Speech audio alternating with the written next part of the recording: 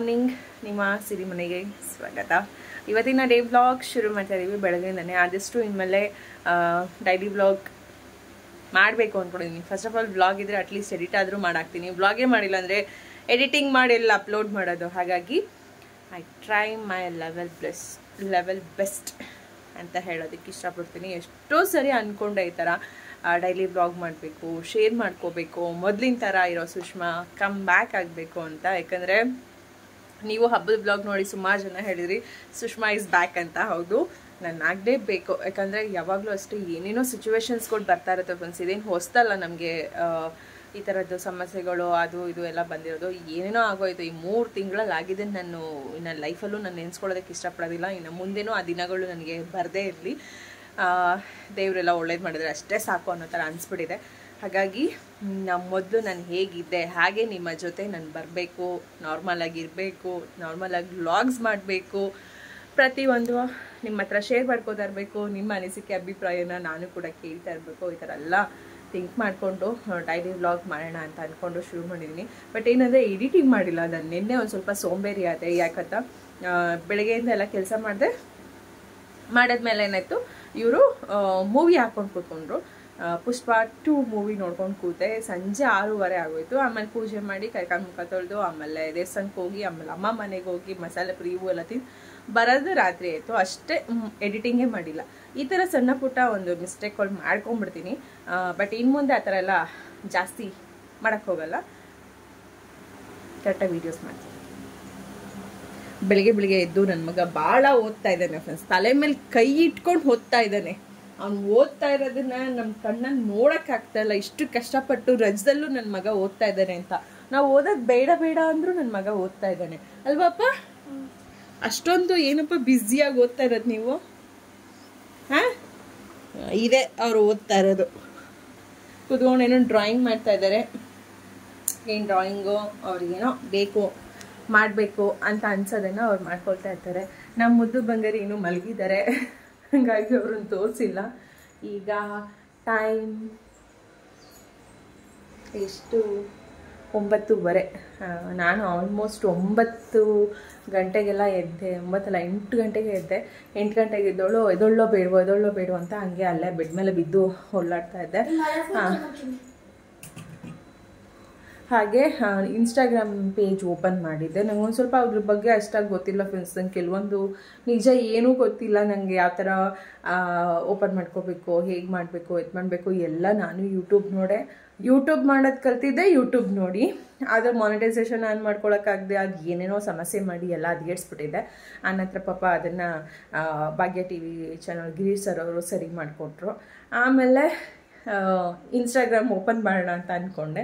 ಆಮೇಲೆ ಯಾಕೋ ಬೇಡ, ಸುಮ್ಮನೆ ಇದೇ ಇಷ್ಟು ತಲೆದು ನೋವಾಗ್ಬಿಟ್ಟಿತ್ತು ಯೂಟ್ಯೂಬ್ ಮಾಡಿ, ಇನ್ನು ಇನ್ಸ್ಟಾಗ್ರಾಮ್ ಬೇರೆ ಮಾಡಿ ಅದೇನಾದರೂ ಹಾಳಾದರೆ ಯಾಕೆ ಬೇಕೋ ಬೇಡ ಅಂದ್ಕೊಂಡಿದ್ದೆ. ಫೈನಲಿ ಏನೇನೋ ಮಾಡಿದ್ದೀರಿ, ನೋಡೋಣ. ಇನ್ನೂ ಸ್ವಲ್ಪ ಗೊತ್ತಾಗಬೇಕು. ಅವೆಲ್ಲ ಕಷ್ಟ ಇದೆ. ಅಂದ್ಕೊಂಡಷ್ಟು ಸುಲಭ ಅಲ್ಲ. ಗೊತ್ತಾದ್ಮೇಲೆ ಆಮೇಲೆ ಅಯ್ಯೋ ಇಷ್ಟೇನಾ ಅಂತ ಅನ್ಸೋದಕ್ಕೆ ಶುರು ಆಗುತ್ತೆ ಅಷ್ಟೇ. ಈ ವ್ಲಾಗ್ ಕಂಟಿನ್ಯೂ ಮಾಡೋದಕ್ಕೂ ಮೊದಲು ಒಂದಷ್ಟು ಪ್ರಾಡಕ್ಟ್ ಬಗ್ಗೆ ನಿಮಗೆ ಇನ್ಫಾರ್ಮೇಷನ್ಸ್ ಕೊಟ್ಟು ಆ ನಂತರ ನಾನು ಕಂಟಿನ್ಯೂ ಮಾಡೋಣ ಅಂತಿದ್ದೀನಿ. ಯಾಕಂದರೆ ಯಾವಾಗಲೂ ಹೇಳ್ತಾನೆ ಇರ್ತೀನಿ, ಇಡೀ ಮನೆ ಆರೋಗ್ಯ ಇರೋದೇ ಹೆಣ್ಮಕ್ಳಿಗೆ. ಯಾಕಂದರೆ ನಾವು ಅಡುಗೆ ಮನೆಯನ್ನು ಯಾವ ರೀತಿಯಾಗಿ ನೋಡ್ಕೊಳ್ತೀವಿ ಅಥವಾ ಅಡುಗೆ ಮನೆ ಬಳಸುವಂಥ ಪಾತ್ರೆಗಳು ಯಾವ ರೀತಿಯಾಗಿ ಬಳಸ್ತೀವಿ ಅದ್ರ ಮೇಲೆ ಡಿಪೆಂಡ್ ಇರುತ್ತೆ ಮನೆಯವರ ಆರೋಗ್ಯ ಅಂತ. ಹಾಗಾಗಿ ನಾನಂತೂ ಎವ್ರಿ ಮಂತ್ ಸಣ್ಣ ಪುಟ್ಟ ಒಂದು ಚೇಂಜಸ್ ಅಂತ ಹೇಳಿ ಮಾಡ್ಕೊಳ್ತಾ ಇದ್ದೀನಿ. ಅದರಲ್ಲಿ ಇಂಡಿಯಾದ ನಂಬರ್ 1 ಕುಕ್ವೇರ್ ಬ್ರ್ಯಾಂಡ್ ಆಗಿರುವಂತಹ ಇಂಡಸ್ ವ್ಯಾಲಿ ಅವ್ರ ಕಡೆಯಿಂದ ಪ್ರತಿ ತಿಂಗಳು ಏನಾದರೂ ಒಂದು ಕುಕ್ವೇರ್ನ ನಾನು ತಗೊಳ್ತಾನೆ ಇರ್ತೀನಿ. ಯಾಕಂದರೆ ಸಣ್ಣ ಪುಟ್ಟ ಚೇಂಜಸ್ಗಳು ಮಾಡ್ಕೊತಾನೆ ಹೋಗೋಣ ಅಂತ. ಈ ಸರಿನೂ ಅಷ್ಟೇ ಒಂದು ಸ್ವಲ್ಪ ಇಂಡಸ್ ವ್ಯಾಲಿ ಅವ್ರ ಕಡೆಯಿಂದ ಒಂದಷ್ಟು ಕುಕ್ವೇರ್ನ ನಾನು ಬೈ ಮಾಡಿದ್ದೀನಿ. ಜೊತೆಗೆ ನೀವೇನಾದರೂ ಇಂಡಸ್ ವ್ಯಾಲಿ ಅವ್ರ ಕಡೆಯಿಂದ ಪ್ರಾಡಕ್ಟ್ಗಳನ್ನ ತೊಗೋಬೇಕು, ಕುಕ್ವೇರ್ಸ್ನ ತೊಗೋಬೇಕು ಅಂದರೆ ನೀವು ನನ್ನ ಒಂದು ಕೂಪನ್ ಕೋಡ್ನು ಕೂಡ ಯೂಸ್ ಮಾಡ್ಬೋದು. ನೀವು ನನ್ನ ಒಂದು ಕೂಪನ್ ಕೋಡ್ ಯೂಸ್ ಮಾಡೋದ್ರಿಂದ ನಿಮಗೆ 12% ಡಿಸ್ಕೌಂಟು ಕೂಡ ಸಿಗುತ್ತೆ. ಜೊತೆಗೆ ನಾನು ಇವತ್ತು ಯಾವುದೆಲ್ಲ ಕುಕ್ವೇರ್ಸ್ನ ತೊಗೊಂಡಿದ್ದೀನಿ, ಹೇಗಿದೆ ಅನ್ನೋದನ್ನೆಲ್ಲನೂ ಕೂಡ ಕಂಪ್ಲೀಟ್ ತೋರಿಸ್ತೀನಿ. ನೋಡಿ, ನಿಮ್ಗೇನಾದರೂ ನಾನು ತೊಗೊಂಡಿರೋದ್ರಲ್ಲಿ ಇಷ್ಟ ಆದರೆ ಇಂಡಸ್ ವ್ಯಾಲಿ ಅವ್ರ ಕಡೆಯಿಂದ ನೀವು ನಾನು ಅದು ಡಿಸ್ಕ್ರಿಪ್ಷನ್ ಬಾಕ್ಸಲ್ಲಿ ಲಿಂಕ್ ಕೊಟ್ಟಿರ್ತೀನಿ ಇಂಡಸ್ ವ್ಯಾಲಿ ಅವ್ರದ್ದು. ನೀವು ಚೆಕ್ ಮಾಡಿ ಬೈ ಮಾಡ್ಬೋದು with use my coupon code. ಅಷ್ಟೇ ಹೇಳೋದು. ಕೂಪನ್ ಕೋಡ್ ಯೂಸ್ ಮಾಡೋದ್ರಿಂದ ಡಿಸ್ಕೌಂಟ್ ಸಿಗುತ್ತಲ್ಲ, ಅದಕ್ಕೋಸ್ಕರ ಏನೇನೆಲ್ಲ ತೊಗೊಂಡಿದ್ದೀನಿ ಅಂತ ಹೇಳ್ತಿ ತೋರಿಸ್ತೀನಿ. ಇವತ್ತೊಂದು 3 ವೆರೈಟೀಸ್ ಆಗಿ ತೊಗೊಂಡಿರೋ ಅಂಥದ್ದು. ಇದೆಲ್ಲನೂ 3 ಲೇಯರ್ಸ್ ಇರೋದ್ರಿಂದ ಯಾವುದೇ ಕಾರಣಕ್ಕೂ ನಮಗೆ ಅಡುಗೆ ಮಾಡಬೇಕಾದ್ರೆ ಹಾಳಾಗುತ್ತೆ ಅನ್ನೋಂಗಿಲ್ಲ. ಸ್ಟೇನ್ಲೆಸ್ ಸ್ಟೀಲ್ ಆಗಿರುತ್ತೆ, 3 ಲೇಯರ್ಸ್ ಇರುತ್ತೆ, ಹಾಗಾಗಿ ತಳ ಹಿಡಿಯುತ್ತೆ ಸೀಯುತ್ತೆ ಅನ್ನೋದೆಲ್ಲ ಏನಿಲ್ಲ. ಗ್ರಿಪ್ ವೈಸು ಕೂಡ ತುಂಬಾ ಚೆನ್ನಾಗಿ ಕೊಟ್ಟಿದ್ದಾರೆ. ಗ್ರಿಪ್ ವೈಸ್ ಆಗ್ಬೋದು, ವಿತ್ ಲಿಡ್ಡು ಕೂಡ ಇದೆ. ನಾನು ಇದು ಕಡಾಯಿ ವಿತ್ ಲಿಡ್ ತೊಗೊಂಡಿದ್ದೀನಿ. ಇದು ಕಂಪ್ಲೀಟ್ ಡೀಟೇಲ್ಸ್ ಪಾತ್ರೆ ತೋರಿಸ್ತಾನೆ ಹೇಳ್ತೀನಿ, ನೋಡ್ಬೋದು. ಹಾಗೆ ನಾನು ಇವತ್ತು 3 ಕುಕ್ಕರ್ನ ತರಿಸ್ಕೊಂಡಿದ್ದೀನಿ. ಅದರಲ್ಲಿ ಫಸ್ಟ್ ಬಂದು ಈ ಒಂದು ಇಡ್ಲಿ ಪಾಟ್ ಆಗಿರುತ್ತೆ. ಇದರಲ್ಲಿ 14 ಇಡ್ಲಿ ಮಾಡ್ಬೋದು. ಅದ್ರ ವೆರೈಟಿಯಾಗಿ ಇಡ್ಲಿ ಎಲ್ಲ ಮಾಡ್ಬೋದು ಅಂತ ಒಂದು ಬಾಕ್ಸ್ ಮೇಲೆ ಅವ್ರು ಮೆನ್ಷನ್ ಮಾಡಿದ್ದಾರೆ. ನಾನಂತೂ ಯಾವಾಗಲೂ ಹೇಳ್ತಾನೆ ಇರ್ತೀನಿ, ಇಂಡಿಯಾಸ್ ನಂಬರ್ 1 ಬೆಸ್ಟ್ ಕ್ವಾಲಿಟಿಯಾಗಿದೆ ಇಂಡಿಯಾಸ್ ವ್ಯಾಲಿ ಅವ್ರದ್ದು. ನಿಜವಾಗ್ಲೂ ತುಂಬಾ ಅಂದರೆ ತುಂಬ ಚೆನ್ನಾಗಿದೆ. ಬಾಟಮ್ ಆಗ್ಬೋದು 3 ಲೇಯರ್ಸ್ ಇರುವಂಥದ್ದು. ನಿಮ್ಗೆ ಯಾವುದೇ ಕಾರಣಕ್ಕೂ ಅಡುಗೆ ಮಾಡುವಂಥದ್ದು ತಳ ಸೀಯುತ್ತೆ ಹಾಳಾಗುತ್ತೆ ಅನ್ನೋದೆಲ್ಲ ಏನೂ ಇಲ್ಲ. ಜೊತೆಗೆ ಈ ಇಡ್ಲಿ ಪಾಟ್ನ ನೀವು 2 ಟೈಪ್ಸಲ್ಲಿ ಯೂಸ್ ಮಾಡ್ಬೋದು. ಒಂದು ಇಡ್ಲಿ ಪಾತ್ರೆಗೂ ಯೂಸ್ ಮಾಡ್ಬೋದು, ಇಲ್ಲಾಂದರೆ ನೆಕ್ಸ್ಟು ಕಡಾಯಿ ಥರನೂ ಯೂಸ್ ಮಾಡ್ಕೋಬೋದು. ವಿತ್ ಇದಕ್ಕೆ ಲಿಡ್ಡು ಕೂಡ ಕೊಟ್ಟಿದ್ದಾರೆ. ಹಾಗೆ ನೀವು ಇದನ್ನು ಈ ಒಂದು ಪಾತ್ರೆಗಳನ್ನ ನೀವು ಅಂದರೆ ಕುಕ್ವೇರ್ನ ಗ್ಯಾಸ್ ಸ್ಟವ್ ಮೇಲೆ ಬಳಸ್ಬೋದು, ಅಥವಾ ಗ್ಲಾಸ್ ಟಾಪ್ ಮೇಲೆ ಬಳಸ್ಬೋದು, ಅಥವಾ ಇಂಡಕ್ಷನ್ ಒಂದು ಇದರಲ್ಲೂ ಕೂಡ ಬಳಸ್ಬೋದು. ಜೊತೆಗೆ ನೀವು ಇದನ್ನು ಡಿಶ್ ವಾಷರಲ್ಲೂ ಕೂಡ ವಾಶ್ ಮಾಡೋದಕ್ಕೆ ಬಳಸ್ಬೋದು. ಒಂಥರ ಈಸಿ ಟು ಕ್ಲೀನ್ ಅಂತಲೂ ಕೂಡ ಹೇಳೋದಕ್ಕೆ ಇಷ್ಟಪಡ್ತೀನಿ. ನೆಕ್ಸ್ಟ್ ನಾನು ತರಿಸ್ಕೊಂಡಿದ್ದಂಥದ್ದು ಈ ಒಂದು ಸಾಸ್ ಪಾಟ್. ಇದು ಅಷ್ಟೇ, ಇದರಲ್ಲೂ ಕೂಡ 3 ಲೇಯರ್ಸ್ ಸ್ಟೇನ್ಲೆಸ್ ಸ್ಟೀಲ್ ಆಗಿರೋದ್ರಿಂದ 3 ಲೇಯರ್ಸ್ ಬಾಟಮ್ ಇರುತ್ತೆ. ಯಾವುದೇ ಕಾರಣಕ್ಕೂ ನಾವು ಕುಕ್ ಮಾಡುವಂಥ ಅಡುಗೆ ಯಾವುದೂ ತಳ ಸಿಗೋದಿಲ್ಲ, ಹಾಳಾಗೋದಿಲ್ಲ. ನನಗಂತೂ ಇದು ಭಾಳ ಅಂದರೆ ಭಾಳ ಇಷ್ಟ ಆಯಿತು. ಯಾಕಂದರೆ ಇದು ಒಂದು 2 ಅಥವಾ 3 ಜನಕ್ಕೆ ಸಾಂಬಾರು ಮಾಡೋದಕ್ಕೂ ಯೂಸ್ ಮಾಡ್ಬೋದು. ಜೊತೆಗೆ ಏನಾದರೂ ನಾವು ಕರಿ ಮಾಡ್ತೀವಿ ಅಂತಂದರೆ, ಚಿಕನ್ ಏನಾದರೂ ಗ್ರೇವಿ ಮಾಡ್ಕೊತೀವಿ ಅಂದ್ರೂ ಕೂಡ, ನಾನ್ ವೆಜ್ ಮಾಡೋರಿಗೂ ಕೂಡ ಯೂಸ್ ಆಗುತ್ತೆ. ನಾನು ಇದರಲ್ಲಿ ಸಾಂಬಾರು ಕೂಡ ಆಲ್ರೆಡಿ ಮಾಡಿದ್ದೆ. ತುಂಬ ಅಂದರೆ ತುಂಬ ಚೆನ್ನಾಗಿದೆ ಪಾತ್ರೆ. ಅಮ್ಮನಿಗಂತೂ ಭಾಳ ಇಷ್ಟ ಆಯಿತು. ಅಮ್ಮ ಅದೇ ಹೇಳ್ತಾಯಿದ್ರು, ನೆಕ್ಸ್ಟ್ ಏನಾದ್ರು ತೊಗೊಳೋದಿದ್ರೆ ಈ ಥರದ್ದೇ ಎಲ್ಲ ಕುಕ್ವೇರ್ಗಳನ್ನ ತೊಗೊಂಬಿಡು ಅಂತ. ಆದರೆ ನೆಕ್ಸ್ಟು ನನಗೆ ಥರ್ಡ್ ಒನ್ ನಾನು ತರಿಸ್ಕೊಂಡಿದ್ದಂಥದ್ದು ಈ ಒಂದು ಕಡಾಯಿ ವಿತ್ ಲಿಡ್. ಆಲ್ಮೋಸ್ಟ್ ನಾನು ಇವತ್ತು ತರಿಸ್ಕೊಂಡಿರೋಂಥ ಎಲ್ಲ ಪಾತ್ರೆಗಳಿಗೂ ಕೂಡ ಲಿಡ್ ಇರುವಂಥ ತೊಗೊಂಡಿದ್ದೀನಿ. 2 ಕಡೆಗೂ ಗ್ರಿಪ್ ವೈಸ್ ಮಾತ್ರ ತುಂಬ ಅಂದರೆ ತುಂಬ ಚೆನ್ನಾಗಿದೆ. ಹ್ಯಾಂಡಲ್ಲು ಯಾವುದೇ ಕಾರಣಕ್ಕೂ ಹೀಟ್ ಆಗೋಲ್ಲ, ಸುಡೋದಿಲ್ಲ. ಮತ್ತು ನಾವು ಅಡುಗೆ ಮಾಡಬೇಕಾದ್ರೂ ಅಷ್ಟೇ ಈಕ್ವಲಿ ಹೀಟ್ ಆಗುತ್ತೆ, ಚೆನ್ನಾಗಿ ನೀಟಾಗಿ ಅಡುಗೆನೂ ಕೂಡ ಆಗುತ್ತೆ.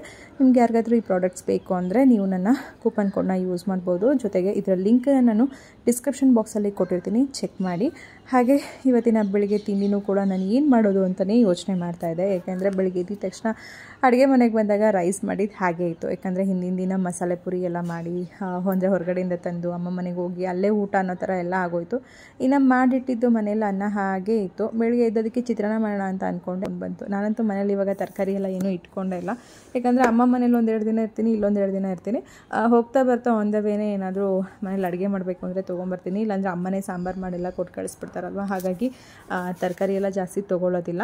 ಇನ್ನೇನು ರೈಸ್ ಇತ್ತಲ್ಲ, ಓಕೆ ಚಿತ್ರಾನ್ನ ಮಾಡ್ಕೊಂಡು ತಿಂದರೆ ಆಯಿತು ಅಂದ್ಕೊಂಡೆ. ಬಟ್ ನನ್ನ ಮಕ್ಳಿಗೆ ಯಾಕೋ ಚಿತ್ರಾನ್ನ ಅಂದರೆ ಅಷ್ಟು ಇಷ್ಟ ಆಗಲಿಲ್ಲ. ಅದಕ್ಕೆ ಅವ್ರು ಹೇಳಿದ್ರು, ಅಮ್ಮ ಚಿತ್ರಾನ್ನ ಬೇಡ, ಬೇರೆ ಏನಾದರೂ ಮಾಡ್ತೀರಾ ಅಂತ. ನನಗೆ ಆಮೇಲೆ ತಲೆಗೆ ಬಂತು, ಓಕೆ ರೊಟ್ಟಿ ಮಾಡಿಬಿಟ್ಟು ಎಣ್ಗಾಯಿ ಮಾಡೋಣ ಅಂತ. ಅಂದು ಮಗಳು ಬದನೆಕಾಯಿ ತೊಗೊಂಬಂದರು. ಈಗ ನಾವು ಅದರಲ್ಲಿ ಗೊಜ್ಜು ಮಾಡ್ತಾಯಿದ್ದೀನಿ. ಈಗ ಮತ್ತು ಮಧ್ಯಾಹ್ನಕ್ಕೆ 2 ಟೈಮ್ ಆಗೋ ಥರನೇ ಮಾಡಿಬಿಡೋಣ ಅಂತ ಥಿಂಕ್ ಮಾಡಿದ್ದೀನಿ. ಯಾಕಂದ್ರೆ ನಮ್ಮ ಮನೆಯವ್ರು ಊಟಕ್ಕೆ ತಿಂಡಿಗೆ ಬರ್ತಾರಾ ಇಲ್ಲ ಗೊತ್ತಿಲ್ಲ. ಸುಮ್ಮನೆ ಅವ್ರು ಬರ್ತಾರೆ ಅಂತ ಈಗೊಂದು ಮಾಡೋದು, ಮಧ್ಯಾಹ್ನ ಒಂದು ಮಾಡೋದು. ನನಗೆ ನನ್ನ ಮಕ್ಳಿಗಿದ್ರೆ ಫ್ರೆಂಡ್ಸ್, ಏನೋ ನಾವು ಮಾಡಿದ್ದು ನಾವು ತಿನ್ಕೊಂಡ್ಬಿಡ್ತೀವಿ. ನಮ್ಮ ಮನೆಯವ್ರಿಗೋಸ್ಕರ ಅಂತಲೇ ಜಾಸ್ತಿ ತಲೆ ಕೆಡಿಸ್ಕೊಡೋದು. ಅವ್ರಿಗೆ ಬೆಳಿಗ್ಗೆ ಒಂಥರ, ಮಧ್ಯಾಹ್ನ ಒಂಥರ ಅನ್ನೋ ಥರ ಎಲ್ಲ ಇಲ್ಲ ಅಂದರೆ ನಂದು ನನ್ನ ಮಕ್ಳದ್ದು ಹಿಂಗೋ ನೋಡ್ಕೊಂಡ್ಬಿಡುತ್ತೆ. ಇವಾಗ ಅದಕ್ಕೋಸ್ಕರ ಅವ್ರ ತಿಂಡಿಗೆ ಬರೋ ಡೌಟ್ ಇದೆ, ಮೇ ಬಿ ಬರಲ್ಲ ಅಂತ ಅಂದ್ಕೊಂಡಿದ್ದೀನಿ. ಅದಕ್ಕೆ ಬದನೆಕಾಯಿ ಗೊಜ್ಜನೆ ಮಾಡಿಬಿಟ್ಟು ಈಗ ರೊಟ್ಟಿಗೆ, ಮಧ್ಯಾಹ್ನಕ್ಕೆ, ಅನ್ನಕ್ಕೆ 2ಕ್ಕೂ ಕೂಡ ರೆಡಿ. ಒಂದೇ ಗೊಜ್ಜು 2ಕ್ಕೂ ಕೂಡ ಆಗೋಗ್ಬಿಡುತ್ತೆ ಅಂತ. ಯಾಕಂದರೆ ನಿನ್ನೆ ಒಂದು ಸ್ವಲ್ಪ ಉಪ್ಸಾರು ಮಾಡಿದ್ದೆ, ಅದು ಇದೆ. ಉಪ್ಸಾರು ಕೂಡ ಇದೆ. ಉಪ್ಸಾರು ಇರೋದ್ರಿಂದ ಇದೊಂದು ಸ್ವಲ್ಪ ಗೊಜ್ಜಿದ್ರೆ ಉಪ್ಸಾರು, ಮೊಸರು, ಇದು ಎಲ್ಲ ಮೇಂಟೈನ್ ಆಗೋಗ್ಬಿಡುತ್ತೆ. ಅದಕ್ಕೆ ನಾನು ಹಿಡಿ ಬದನೆಕಾಯಿ ಹಾಕಲ್ಲ ಸ್ವಲ್ಪ. ಯಾಕಂದರೆ ಹಿಡಿ ಬದನೆಕಾಯಿ ಹಾಕಿದರೆ ಒಂದು ಸ್ವಲ್ಪ ಸಪ್ಪೆ ಅಂತ ಅನಿಸುತ್ತೆ ಅಂತಾರೆ ನನ್ನ ಮಕ್ಕಳು. ಹಾಗಾಗಿ ಒಂದು ಬದನೆಕಾಯಿನ 4 ಭಾಗ ಮಾಡಿಬಿಟ್ಟು ಹಾಕ್ತೀನಿ. ಒಂದು ಬೇಗ ಬೇಯುತ್ತೆ, ಜೊತೆಗೆ ಸಪ್ಪೆ ಅಂತ ಮಕ್ಳಿಗೂ ಅನ್ಸಲ್ಲ. ಎಲ್ಲ ನೀಟಾಗಿ ಈಕ್ವಲಾಗಿ ಮಸಾಲ ಎಲ್ಲ ಚೆನ್ನಾಗಿ ಇಲ್ದಿರುತ್ತೆ ಅನ್ನೋ ಒಂದೇ ಒಂದು ಕಾರಣಕ್ಕೆ ಒಂದು ಬದನೆಕಾಯಿ 4 ಭಾಗ ಮಾಡ್ತೀನಿ. ಬಟ್ ನನಗೆಲ್ಲ ಏನಂದರೆ ಈ ಥರ ಪೂರ್ತಿ ಉಂಡೆ ಬದನೆಕಾಯಿನೇ ಹಾಕಿ ಗೊಜ್ಜು ಮಾಡ್ಕೊಂಡು ತಿನ್ನೋಕ್ಕೆ ಇಷ್ಟ. ಬಟ್ ಸಪ್ಪೆ ಅನಿಸುತ್ತೆ ಮಕ್ಕಳು ಅಂತ ಒಂದು ಮಾತು ಹೇಳ್ತಾರೆ. ಅದಕ್ಕೋಸ್ಕರ ಹೀಗೆ ಮಾಡೋದು.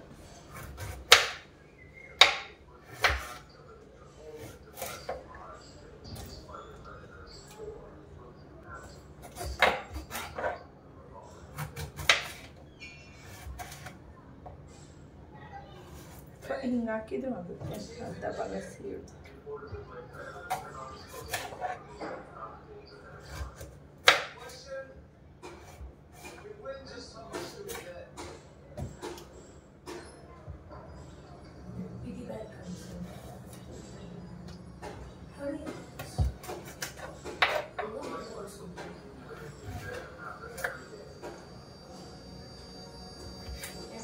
ಮನೇಲಂತೂ ತರಕಾರಿ ಏನೂ ಇರಲಿಲ್ಲ. ಈಗ ಏನಾದರೂ ತರಕಾರಿಯವರು ಹೊರಗಡೆ ಬಂದಿಲ್ಲ ಅಂದಿದ್ದರೆ, ಅಂದರೆ ತರಕಾರಿ ಗಾಡಿ ಬಂದಿಲ್ಲ ಅಂತ ಅಂದಿದ್ದರೆ ನಾನು ಚಿತ್ರಾನ್ನನೇ ಮಾಡ್ತಾಯಿದ್ದಿದ್ದು, ಇಲ್ಲಾಂದರೆ ಪೊಂಗಲ್, ಇವೆರಡೇ ಮಾಡ್ತಾಯಿದ್ದಿದ್ದು.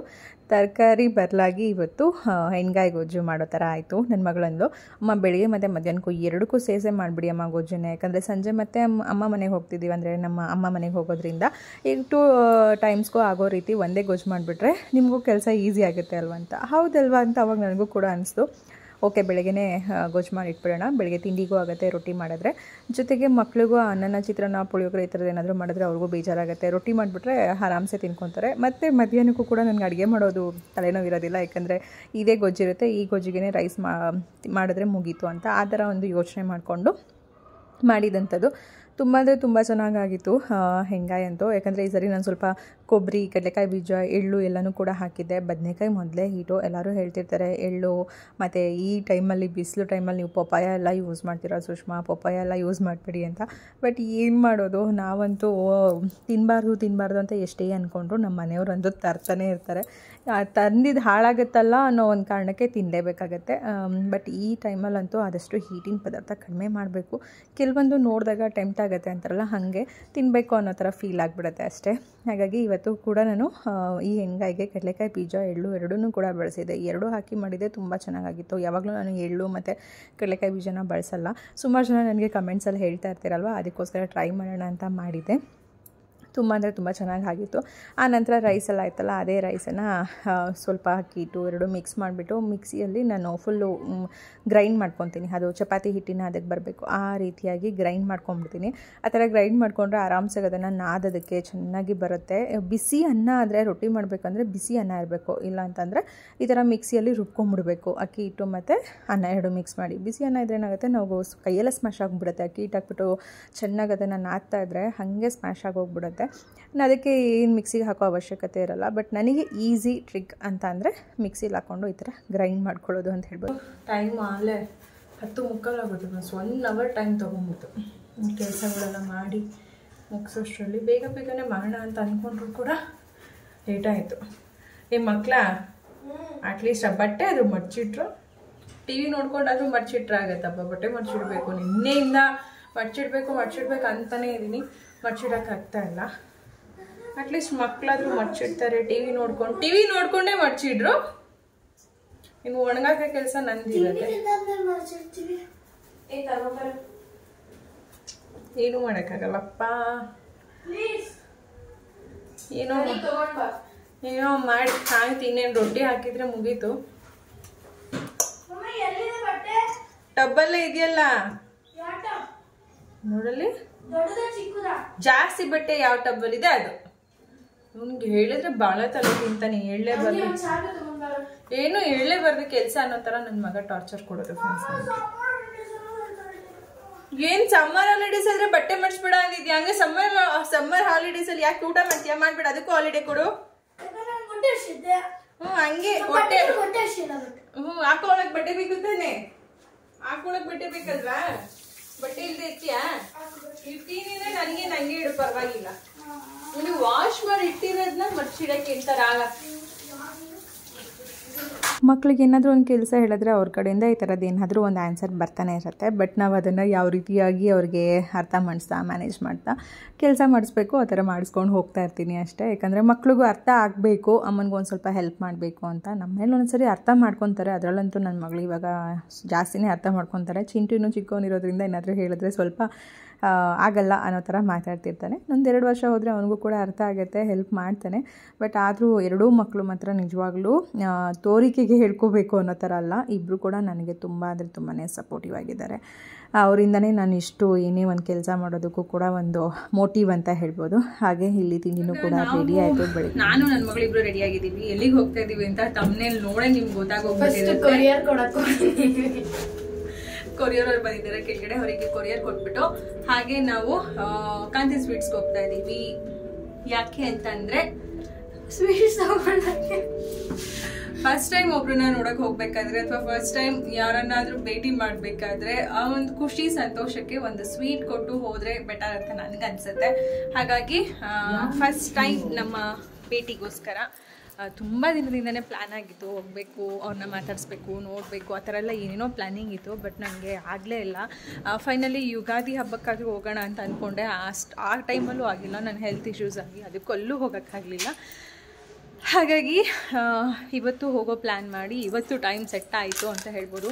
ಸುಮಾರು 1 ವರ್ಷದಿಂದ ಅವರ ನಮ್ಮ ಭೇಟಿಯಾಗಿದ್ದು, 1 ವರ್ಷದಿಂದ ಕಾಂಟ್ಯಾಕ್ಟಲ್ಲಿದ್ವಿ. ಒಂಥರ ಖುಷಿ ಆಗ್ತಾಯಿದೆ. ತುಂಬ ದಿನಗಳು ಅಂದರೆ ವರ್ಷದ ನಂತರ ನಾನು ಲಾಸ್ಟ್ ಇಯರ್ ಅವ್ರನ್ನ ಇದೇ ಸೇಮ್ ಏಪ್ರಿಲ್ ಟೈಮಲ್ಲೇ ಅವ್ರನ್ನ ಭೇಟಿ ಮಾಡಿದ್ದು. ಅದಾದಮೇಲೆ ಮತ್ತೆ ಆಫ್ಟರ್ 1 ಇಯರ್ ಸೇಮ್ ಮಂತ್ ಹೋಗಿ ಅವ್ರನ್ನ ಭೇಟಿ ಮಾಡ್ತಾ ಇದ್ದೀನಿ. ಅದು ಖುಷಿ ಕೊಡ್ತಾ ಇದೆ. ಅದಕ್ಕೆ ಅವ್ರನ್ನ ಭೇಟಿ ಮಾಡೋದಕ್ಕೂ ಮೊದಲು ಯಾರನ್ನ ಭೇಟಿ ಮಾಡ್ತಾ ಇದ್ದೀನಿ ಅಂತ ತಮ್ಮನೇಲಿ ನೋಡಿ ಗೊತ್ತಾಗಿರುತ್ತೆ. ನಿಖಿತಾ ಸಿಸ್ಟರ್ ಅವ್ರನ್ನ ನಾನು ನಿಖಿತಾ ಅಕ್ಕ ಅಂತಲೇ ಕರೆಯೋದು, ಅವ್ರನ್ನ ಅಕ್ಕ ಅಂತಲೇ ಮಾತಾಡ್ತಾ ಇರ್ತೀನಿ ಫೋನಲ್ಲೆಲ್ಲ ಮಾತಾಡಬೇಕಾದ್ರೆ. ಹಾಗಾಗಿ ಫಸ್ಟ್ ಟೈಮ್ ಭೇಟಿ ಮಾಡ್ತಾ ಇದ್ದೀನಲ್ವ, ಸ್ವಲ್ಪ ಸ್ವೀಟ್ಸ್ ಏನಾದ್ರು ತೊಗೊಂಡೋಗೋಣ ಅಂತ. ಅದಕ್ಕೆ ಒಬ್ಬರು ಸ್ವೀಟ್ಸ್ ತೊಗೊಂಬಂದು ಆಮೇಲೆ ಕ್ಯಾಬ್ ಬುಕ್ ಮಾಡಿಕೊಂಡು ಹೋಗೋದು. ನಾನು, ನನ್ನ ಮಗಳು, ನನ್ನ ಮಗ 3 ಜನ ಹೋಗ್ತಾ ಇದ್ದೀವಿ. ಬಟ್ ಮಗ ಮನೇಲಿ ಬಿಟ್ಟಿದ್ದೀನಿ. ಯಾಕಂದರೆ ಇವಾಗ ನಾವು ಸ್ವೀಟ್ಸ್ ತರಕ್ಕೆ ಹೋಗ್ತಾ ಇದ್ದೀವಲ್ಲ, ಅವ್ನು ಕರ್ಕೊಂಡೋದ್ರೆ ನಂಗೆ ಡಬಲ್ ಖರ್ಚು, ನೋಡಿದೆಲ್ಲ ಬೇಕು ಅಂತಾರೆ. ಅದಕ್ಕೋಸ್ಕರ ಬೇಡ ಅಂದ್ಬಿಟ್ಟು ನಾನು, ನನ್ನ ಮಗಳು ಇಬ್ಬರೇ ಹೋಗ್ತಾ ಇರೋವಂಥದ್ದು. ಹೋಗ್ಬಿಟ್ಟು ನೋಡಿಕೊಂಡು ತೊಗೊಂಡು ಬಂದು ಆಮೇಲೆ ಮಗನ ಕರ್ಕೊಂಡು ಹೋಗೋದು. ನೋಡೋಣ ಹೇಗಿರುತ್ತೆ ಅವರ ಜೊತೆ ಭೇಟಿ, ಮಾತುಕತೆ. ಇಷ್ಟು ದಿನ ಬರೀ ಫೋನಲ್ಲೇ ಮಾತಾಡ್ತಾ ಇದ್ವಿ, ನೇರ ಮಾತುಕತೆ, ಭೇಟಿ ಎಲ್ಲ ನೋಡಬೇಕು. ನಾನು ಹಾಗಾಗಿ ಬೆಳಗ್ಗೆಯಿಂದ ಸ್ವಲ್ಪ ಆ ಕೆಲಸ ಈ ಕೆಲಸ ಏನೇನಿತ್ತು ಎಲ್ಲ ಕೆಲಸಗಳು ಮಾಡ್ಕೊಂಬಿಟ್ಟೆ. ಬೆಳಗ್ಗೆ ನೀವೇ ನೋಡಿದಾಗೆ ಹೆಣ್ಗಾಯಿ ಗೊಜ್ಜು ಮಾಡಿದ್ದು ಮಧ್ಯಾಹ್ನಕ್ಕೂ ಸೇರಿಸಿ ಮಾಡಿಬಿಟ್ಟಿದೆ. ಹಾಗಾಗಿ ಮಧ್ಯಾಹ್ನಕ್ಕೂ ಅದೇ ಜೈ ಅನಿಸೆ. ಇನ್ನು ಅಲ್ಲಿಗೆ ಹೋಗಿ ಬಂದು ಆಮೇಲೆ ಏನೇನಾಗುತ್ತೆ ನೋಡೋಣ. ಈಗ ಫಸ್ಟು ಸ್ವೀಟ್ಸ್ ಹೋಗೋಣ. ನಮಗೆ ಇನ್ಸ್ಪಿರೇಷನ್ ಆಗಿರೋರನ್ನ ನಾವು ನೋಡೋದಕ್ಕೆ ಹೋಗ್ತಾ ಇರೋದ್ರಿಂದ ಫಸ್ಟ್ ಟೈಮ್ ಒಬ್ಬರನ್ನ ನೋಡ್ತಾ ಇದ್ದೀವಿ ಅಂದರೆ ಅವ್ರಿಗೆ ಏನಾದರೂ ಸ್ವೀಟ್ ಕೊಟ್ಟು ಅವ್ರನ್ನ ನೋಡಿ ಮಾತಾಡ್ಸ್ಕೊಂಬರ್ಬೇಕು ಅನ್ನೋದು. ಬಟ್ ಮಾತಾಡೋದೇನು ನಮಗೆ ಹೊಸ್ತು ಅನ್ನೋದಿಲ್ಲ. ನಿಖಿತಾ ಅಕ್ಕ ಜೊತೆ ನಾನು ಸುಮಾರು 1 ವರ್ಷದಿಂದನೂ ಕಾಂಟ್ಯಾಕ್ಟಲ್ಲಿದ್ದೀವಿ. ಎವ್ರಿ ಮಂತ್ 1 ಸರಿನಾದರೂ ಅಥವಾ 2 ಸರಿ ಮಾತಾಡ್ತಾನೆ ಇರ್ತೀವಿ. ಒಂಥರ ನನಗೆ ಅವರು ಸಿಸ್ಟರ್ ಥರನೇ ಆಗಿದ್ದಾರೆ ಈಗ. ಬಟ್ ಅವ್ರು ನಮ್ಮ ಮನೆಗೆ ಬರೋದಾಗಲಿ, ನಾನು ಅವ್ರ ಮನೆಗೆ ಹೋಗೋದಾಗಲಿ ತುಂಬ ಕಷ್ಟ. ಯಾಕಂದರೆ ನಾವು ಉತ್ತರ ಮತ್ತು ದಕ್ಷಿಣ ಅನ್ನೋ ಥರ ಒಬ್ಬೊಬ್ಬರು ಒಂದೊಂದು ಏರಿಯಾದಲ್ಲಿರೋದು. ಅವ್ರಿಗೂ ಈ ಕಡೆ ಬರೋದಕ್ಕಾಗಿರಲಿಲ್ಲ, ನನಗೂ ಕೂಡ ಅಷ್ಟೇ. ಎಷ್ಟು ಸರಿ ಹೋಗಬೇಕು ಅಂತ ಅಂದ್ಕೊಂಡ್ರೆ ನನಗೂ ಟೈಮ್ ಕೂಡ ಬರಲಿಲ್ಲ, ಆಗಲೇ ಇಲ್ಲ. ಓಕೆ, ಫೈನಲಿ ಈ ಸರಿ ನಾನು ಅಂದ್ಕೊಂಡಿದ್ದೆ ಏನಂತ, ಯುಗಾದಿ ಹಬ್ಬಕ್ಕೆ ನಾನು ಸೀರೆ ಶಾಪಿಂಗ್ ಮಾಡೋಣ, ನಿಖಿತಾ ಅಕ್ಕ ಅವ್ರನ್ನ ಹೋಗಿ ಮೀಟ್ ಮಾಡಿ ಸೀರೆ ಶಾಪಿಂಗ್ ಮಾಡೋಣ ಅಂತಲೇ ಅಂದ್ಕೊಂಡಿದ್ದೆ. ಬಟ್ ಅದು ಕೂಡ ಆಗಿರಲಿಲ್ಲ. ಫೈನಲಿ ಇವತ್ತೊಂದು ಟೈಮ್ ಕೂಡ ಬಂತು ಅಂತಲೇ ಹೇಳ್ಬೋದು. ನನಗಂತೂ ತುಂಬ ಅಂದರೆ ತುಂಬ ಎಕ್ಸೈಟ್ ಆಗಿದ್ದೆ. ನಾನು ಹೋಗಿದ್ದು ಅವ್ರಿಗೆ ಸ್ವೀಟ್ ತೊಗೊಂಬರೋಣ ಅಂತ.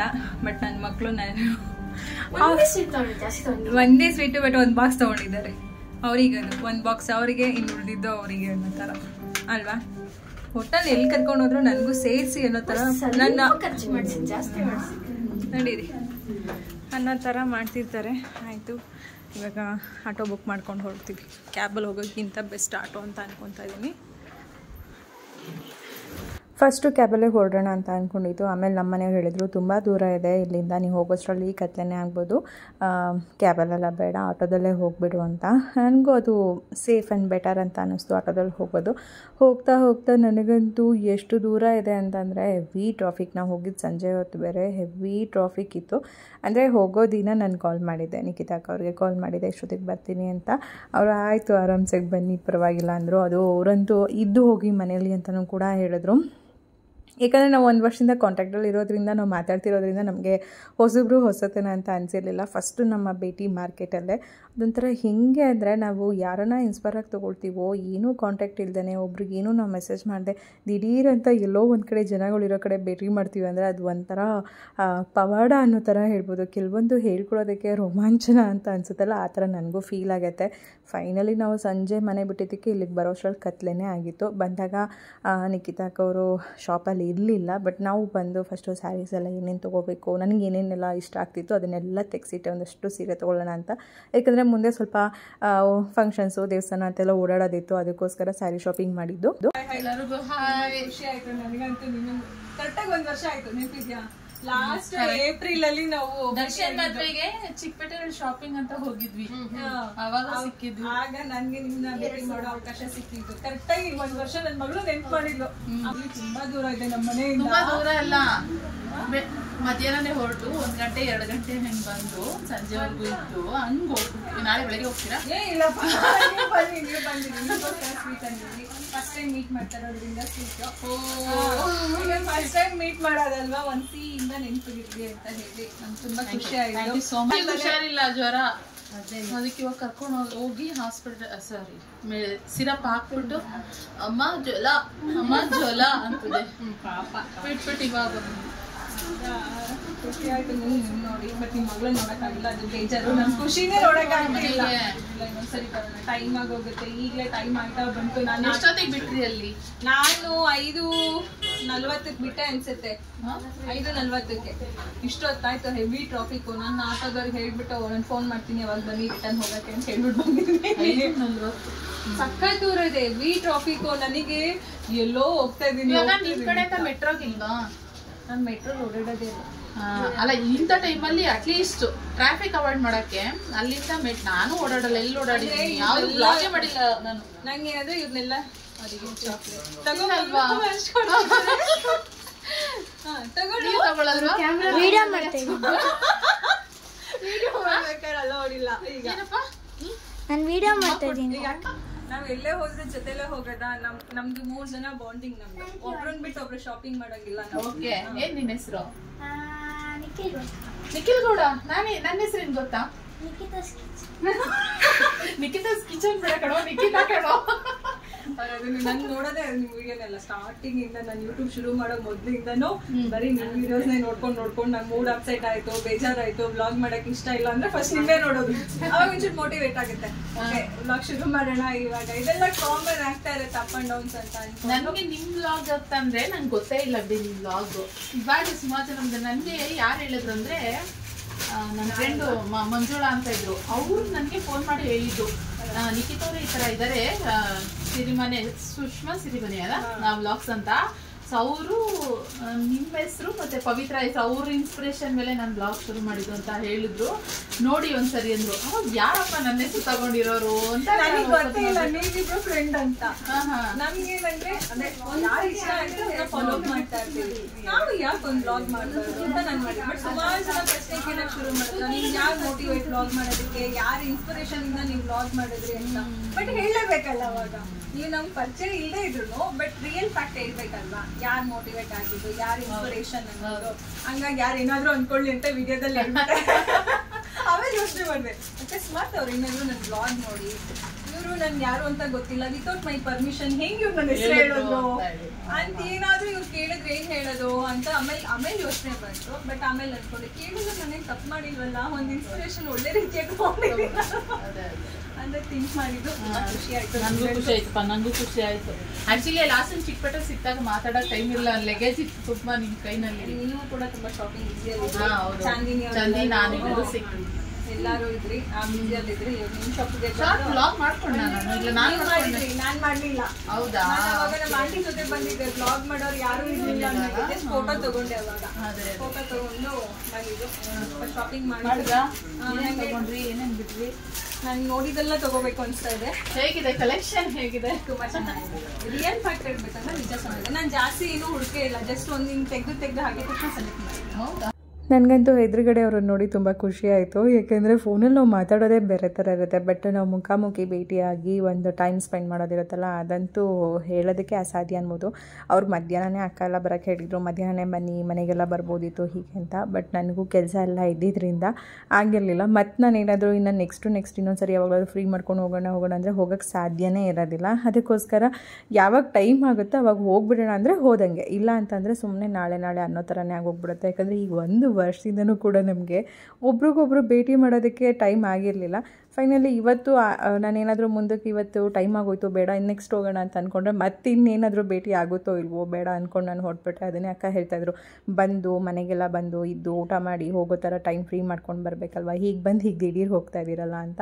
ನನಗೆ ಖುಷಿಮಾನು ಕೂಡ ನೋಡೋಕ್ಕಾಗಲಿಲ್ಲ, ಯಾಕಂದರೆ ಮಗಳಿಗೆ ಜ್ವರ ಅಂತಿದ್ರು. ಯಾಕಂದರೆ ನಂಗೆ ಆಲ್ರೆಡಿ ಟೈಮ್ ತುಂಬ ಆಗೋಗ್ಬಿಟ್ಟಿತ್ತು.